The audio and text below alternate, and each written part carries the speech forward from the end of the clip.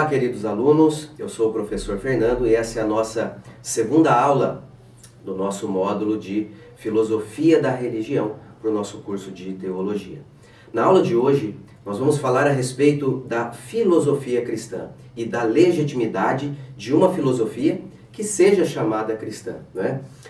Algumas pessoas podem questionar o que é que a filosofia ela tem a ver com as verdades cristãs ou as verdades contidas no Evangelho. Nós sabemos que a filosofia ela tem como seu berço a Grécia Antiga.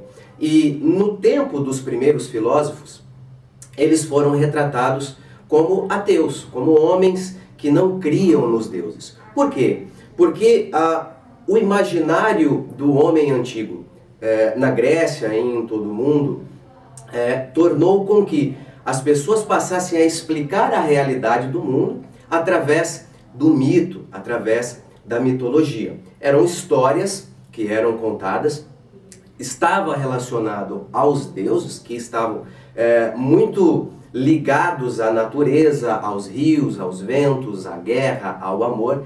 E a partir da história dos deuses é que se explicava a realidade em que os homens viviam, como a origem do universo e entre outras coisas. Os primeiros filósofos, eles têm a missão de passar a pensar a realidade do ser humano a partir da razão, a partir do intelecto, a partir da observação daquilo que está à sua volta. E, portanto, eles passam a interpretar aquelas histórias que eram contadas no mito e passavam agora a relacionar estas histórias a coisas que fossem mais reais, mais palpáveis, né? Estivessem ligados à razão do intelecto. Então, há aqui uma migração do pensamento mitológico para o pensamento filosófico, daquela história que advém do imaginário para explicar a realidade, e o homem agora passa a explicar o mundo e a realidade do ser humano a partir da filosofia. Isso não quer dizer que estes primeiros filósofos, eles não eram homens religiosos. A religiosidade era parte intrínseca do homem da antiguidade, mas eles passaram agora a refletir acerca do mundo e a refletir acerca da origem dessas histórias que eram contadas nesse período. Então, a partir desse momento, a partir de uma abordagem mais racional, o homem começa a explicar a sua realidade. Com o advento do helenismo, com a difusão da cultura grega ao redor de todo o mundo, os homens passaram então a adquirir essa cultura e esta filosofia, né, cujo berço era a Grécia Antiga. Inclusive, a grande Roma, que se tornou um grande império, acabou sendo absorvida por essa cultura grega e foi uma das responsáveis por mantê-la também em todo o mundo antigo.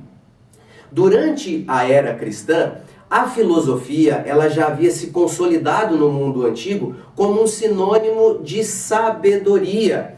Então, o que era sinônimo de sabedoria para o judeu no Antigo Testamento era o poema, era a poesia.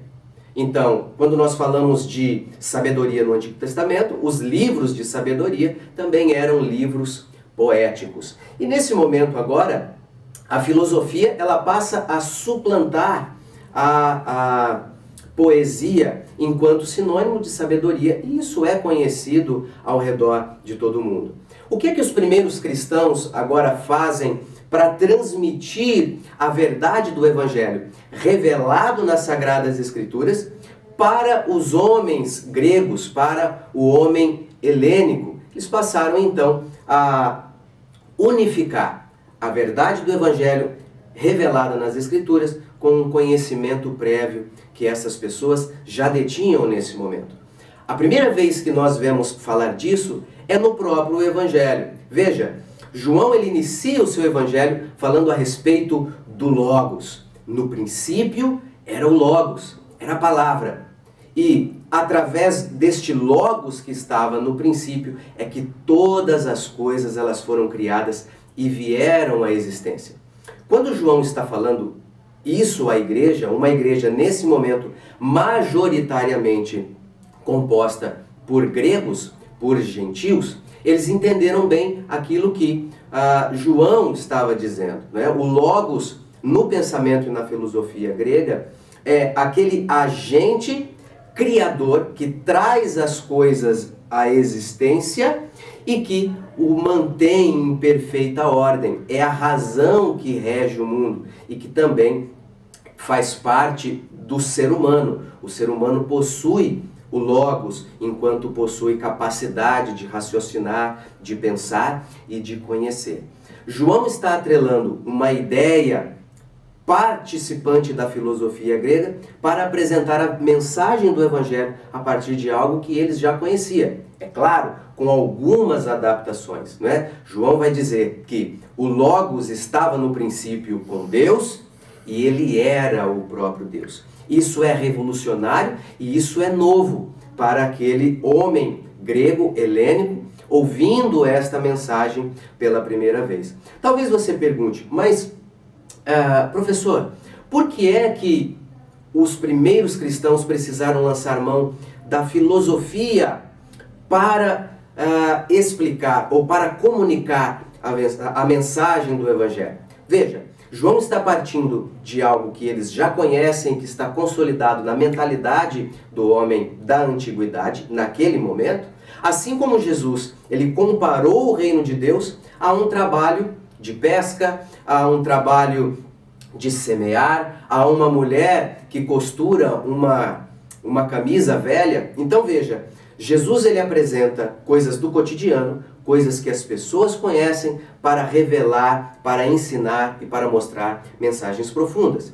O mesmo acontece aqui no Evangelho de João, por exemplo. O mesmo acontece aqui quando Paulo ele prega aos atenienses, na Grécia, o lugar onde surgiu a filosofia. Então veja, quando Paulo prega a judeus, ele vai lançar mão da revelação e das escrituras do Antigo Testamento para falar a respeito de Jesus.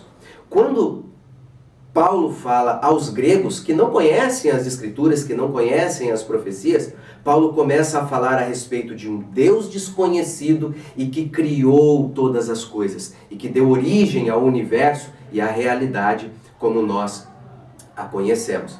Então veja, é necessário que nós usemos a razão, as verdades filosóficas para comunicar o Evangelho de Jesus a partir de algo que já é conhecido por aquele que está ouvindo o Evangelho pela primeira vez ou por aquele que ainda não o conheceu, ele ainda não o compreendeu. O desenvolvimento, então, desta cisão, dessa unificação, ela vai perdurar, né, por um momento ou por um período que nós conhecemos como período medieval. E dentro do período medieval, nós vamos ter pelo menos dois grandes movimentos, a patrística e a escolástica.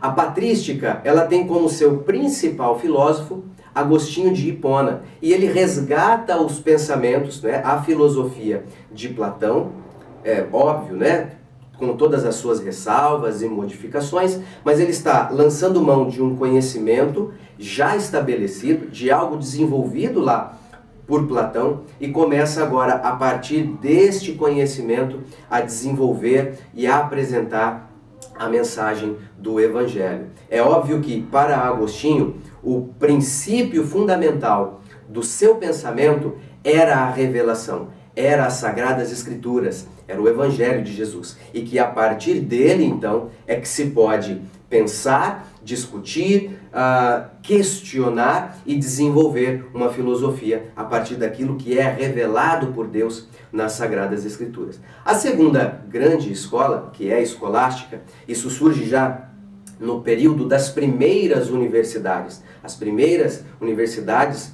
da Europa, elas surgiram nesse momento. E o seu principal expoente é Tomás de Aquino, que agora vai lançar mão da filosofia de Aristóteles para apresentar argumentações racionais acerca da existência de Deus. E por aí nós vamos prosseguindo uma grande linha de pensadores que tem como base uma filosofia cristã, uma cosmovisão cristã do mundo, que tem como fundamento dois aspectos importantes. O primeiro delas é conciliar a fé e a razão, é conciliar a crença em Deus com o fato de que nós podemos raciocinar, que nós podemos discutir e que nós podemos chegar a verdades que são expressas muitas vezes nas Sagradas Escrituras a partir do raciocínio ou da investigação. Era isso, exatamente isso que Tomás de Aquino estava dizendo. E quem sabe também o que Agostinho queria dizer, que os filósofos gregos, por não terem acesso à revelação, eles andaram até a metade do caminho. Eles não puderam chegar até o Deus que nós conhecemos pelas Escrituras, porque o Deus revelado nas Escrituras só pode ser conhecido a partir daquilo que ele revela a nós. Então, partindo do pressuposto de que Deus existe e que ele se revela ao ser humano, a partir disso, bem consolidado e de uma fé consolidada na revelação de Deus através das Escrituras, eu passo então a pensar, eu passo então a inquirir e a desenvolver pensamentos a partir das Escrituras. De modo que eu não posso chegar à verdade absoluta a parte das Escrituras ou sem as Escrituras. Por isso que o segundo tópico importante no fundamento de uma filosofia cristã é a revelação. Então, dois tópicos importantes, anote aí. Primeiro delas, que a filosofia cristã ela consiste em conciliar a fé e a razão, mas o seu fundamento principal é a revelação de Deus através das Escrituras. Muito mais sobre este assunto e outros ainda que nós iremos tratar, nós comunicaremos na sala de aula ou através das nossas aulas online, que serão disponibilizadas em breve. Então, eu aguardo você na sala de aula, eu aguardo você com a sua pergunta, com a sua questão, com a sua participação. Até lá e bons estudos!